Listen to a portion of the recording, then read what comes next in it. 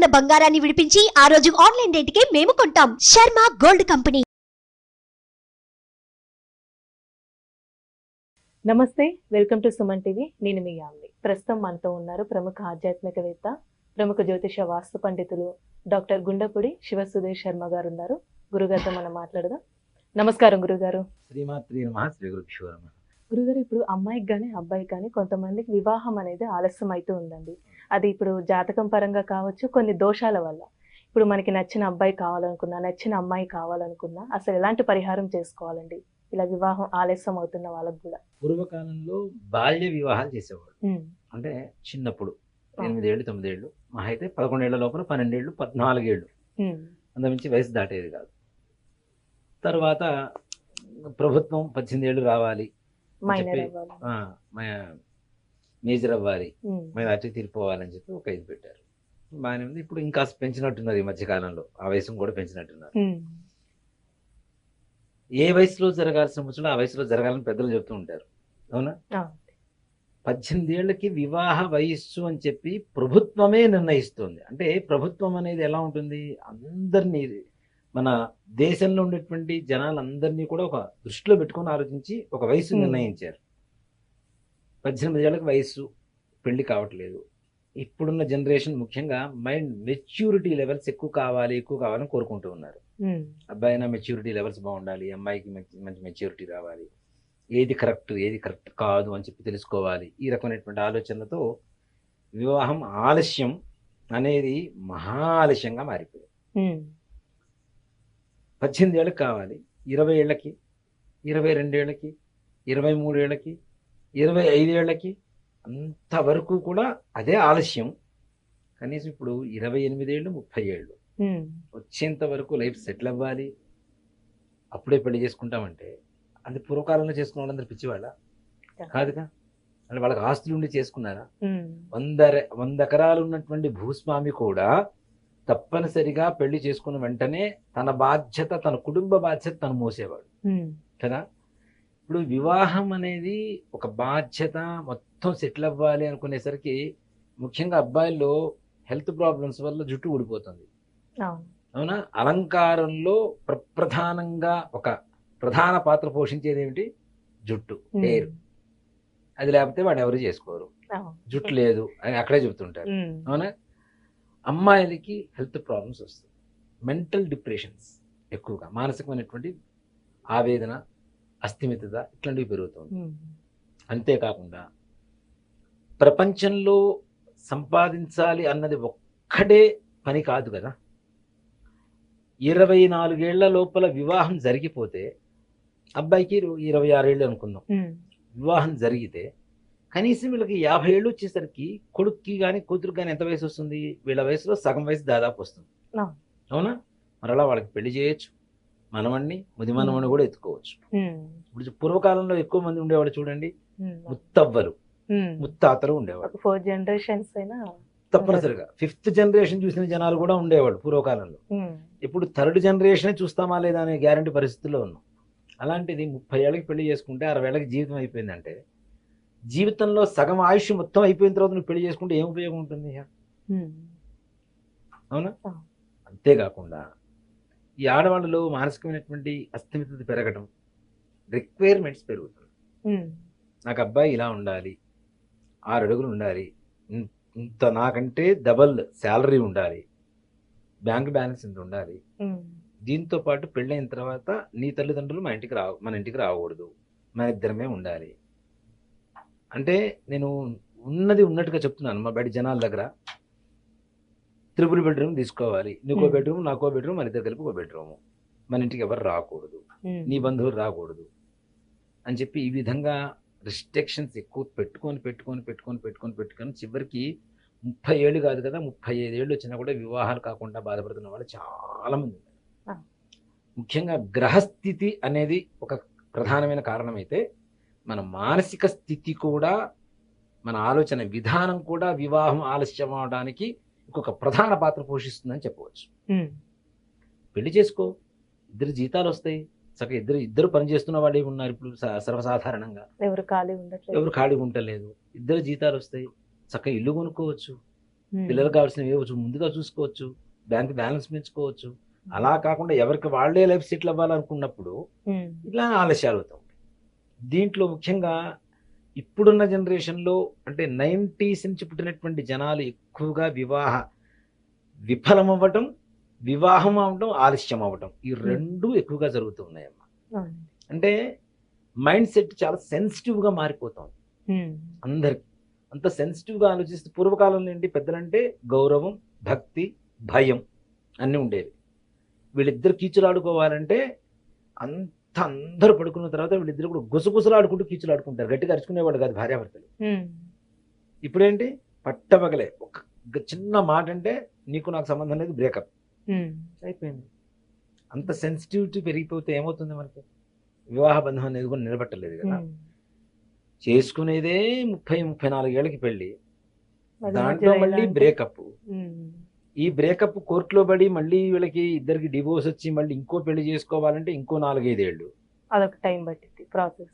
Matrimonial services ఎక్కువగా బతుకుతున్నాయంటే కారణం ఏంటి, ఇదే కదా. అంతే.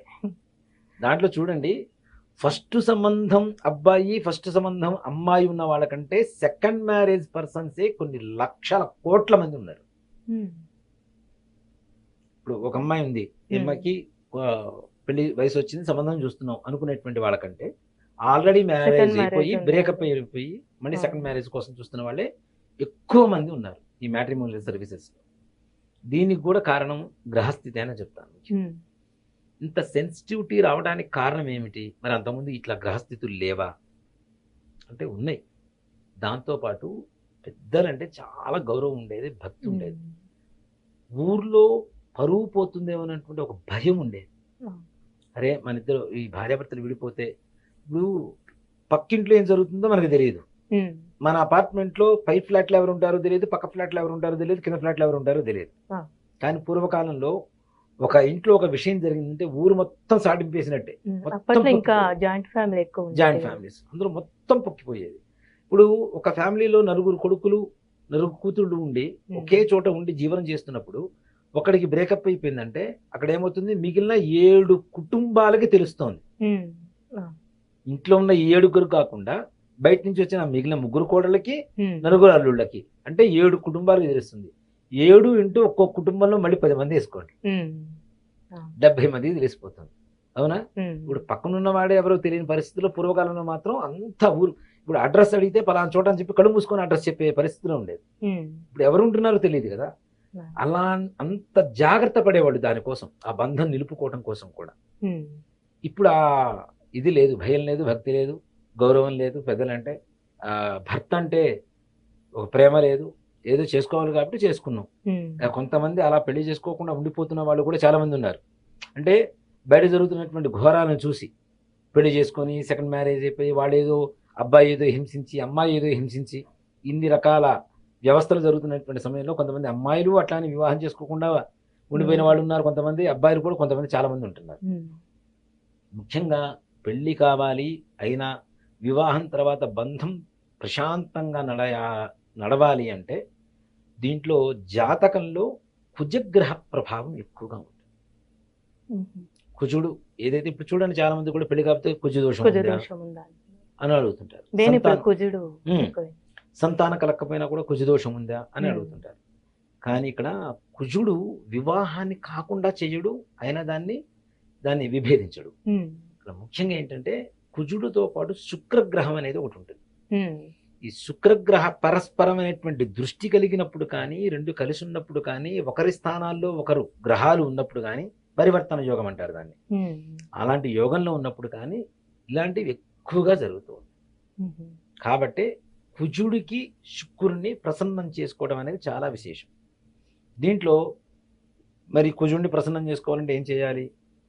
సుబ్రహ్మణ్యేశ్వర స్వామి వారికి సుబ్రహ్మణ్య భుజంగ స్తోత్రం అని దొరుకుతుంది, మనకి నెట్లో దొరుకుతుంది, పుస్తకాల్లో దొరుకుతుంది. ప్రతి నిత్యం సుబ్రహ్మణ్యేశ్వర స్వామి వారి పటం ఒకటి పెట్టుకొని ఆయన ముందు దీపారాధన అగరబత్తీలు వెలిగించి చిన్న గిన్నెలో పచ్చిపాలు పంచదార అక్కడ పెట్టి ఒక్క పావు గంట సేపు ప్రశాంతంగా ప్రపంచంలో ఉండేటువంటి అన్ని విషయాలు మర్చిపోయి సెల్ ఫోన్ కూడా ఫ్లైట్ మోడ్లో పెట్టి దాంట్లో ఉండేటువంటి డౌన్లోడ్ చేసుకుని ఉంటాం కదా ముందుగానే, ఆ హెడ్ ఫోన్స్ పెట్టుకొని ప్రశాంతంగా భుజంగ స్తోత్ర పారాయణ చేయటం, చదవడం కానీ వినడం కానీ చేస్తే కుజ సంబంధమైనటువంటి దోషాలు పోతాయి. అంతేకాకుండా గర్భ సంబంధమైనటువంటి దోషాలు పోతాయి. అలాగే భార్యాభర్తల మధ్యలో ఉండే కుటుంబపరమైనటువంటి చికాకులు తగ్గిపోతాయి. ఆర్థిక పరమైనటువంటి సమస్యలు కూడా తొలగుతాయి. అంటే వీళ్ళిద్దరికి ఎంతవరకు ధనం కావాలో కూడా అంతవరకు ధనం అందుతుంది. అనారోగ్య సమస్యలు, ఆడవాళ్ళకి ముఖ్యంగా ఆడవాళ్ళకు ఉండేటువంటి సమస్యలు కూడా తొలగిపోతాయి. కాబట్టి సుబ్రహ్మణ్యేశ్వర భుజంగ స్తోత్ర పారాయణ నిత్యం చేయండి. మీరు కాదు, మీ పిల్లలకి అందరికి అలవాటు చేయండి. దాని ద్వారా సకల కార్య సిద్ధి జరుగుతుంది. వివాహాలు తొందరగా అవుతాయి. అయిన వివాహ బంధం పవిత్రంగా ప్రశాంతంగా ఉంటుంది. సత్సంతానాభివృద్ధి కలుగుతుంది. ఆరోగ్యం కలుగుతుంది. గురుగారు, ఇప్పుడు పరిహారం చెప్పారు. అలానే ఈ కలియుగంలో పూజల కన్నా తొందరగా ఫలితం హోమాలకి ఎక్కువగా ఉంటుందంటారు. ఈ హోమాలకి సంబంధించి ఏమైనా ఉన్నాయండి? ఇలాంటి ఈ వివాహానికి ఆలస్యం అవుతున్న కారణంతో ఉన్న వాళ్ళకి. మంచి ప్రశ్న. మనకి ఐశ్వర్యాలు, అష్టైశ్వర్యాలు 8 అంటాం. 8 ఐశ్వర్యాల్లో సంతానం కూడా, ఇప్పుడు మనకి లక్ష్మిలో సంతాన లక్ష్మి అనేది కూడా ఉంటుంది. అలాగే మనకి కావలసిన సంతానం ఎప్పుడు కలుగుతుంది? వివాహం అయితే సంతానం కలుగుతుంది. కాబట్టి వివాహం కావడానికైనా సంతానానికైనా ఇట్లాంటివి జరగడానికి హోమ ప్రక్రియ చాలా తొందరగా మనకి ఫలితాన్ని ఇస్తూ ఉంటుంది. అందుకనే మనం రేపు ఉగాది నుంచి 9వ తారీఖు నుంచి లక్ష్మీ సుదర్శన హోమం చెప్పి చేస్తున్నాం. 41 రోజుల పాటు చేస్తున్నాం.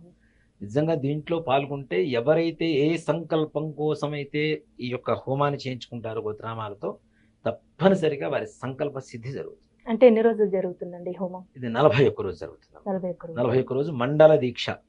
మండల దీక్షతో మహాలక్ష్మి సమేత సుదర్శన హోమం జరుగుతుంది.